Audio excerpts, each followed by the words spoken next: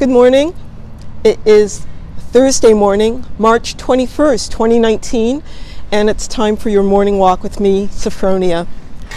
I am back on the campus of Yale University in New Haven, and today we are going to talk about critique and feedback, specifically what feedback to take and what to leave aside when you're working on a writing project.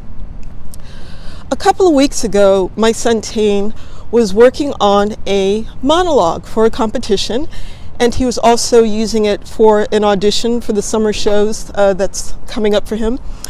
And he was working on this monologue with an instructor at his school, and he also showed it to his voice teacher.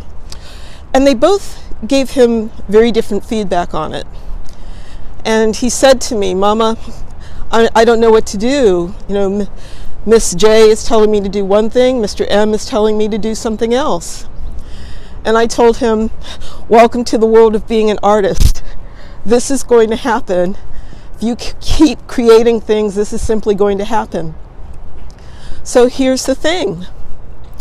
I told him which feedback is going to help you to do the thing that you want to do with this piece. And he kind of lit up when I said that, because he'd spoken to me all throughout his development of this piece, and I knew that there was something very particular that he was trying to do. And I guess I sort of gave him permission to go back to that original vision and to choose the feedback that was going to help him develop it accordingly. So the same thing goes for you and your writing, okay? Ideally, you're working on an essay, a story, a novel, a book, and you do have some sort of vision for it. You're not quite sure how you're going to get there, but you have an idea of what it is that you want to do with it. And then you take it to workshop, or you show it to readers. And of course, everyone is not going to say the same things about it. And you're not going to incorporate every single piece of feedback you get. So how do you decide? You go back to that original thinking. What is it that you want to do with this piece? Why are you writing it? What do you hope to accomplish? And then think about which feedback is going to help you. What makes the most sense to you?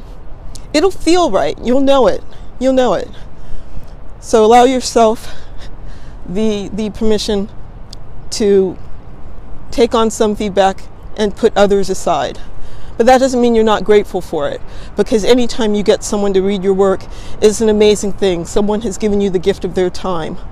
So be appreciative, but also know that you don't have to take that feedback on.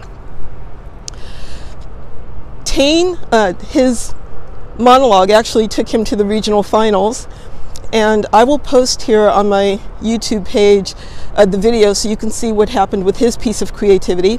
He performed the monologue of Gabriel from August Wilson's play Fences, and you can see how that turned out. In the meantime, next week I'll be on the road. I will be at the AWP conference in Portland, Oregon.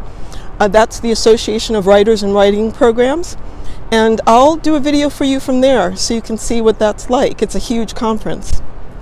But in the meantime, you keep writing, and I will see you again very soon. Thank you.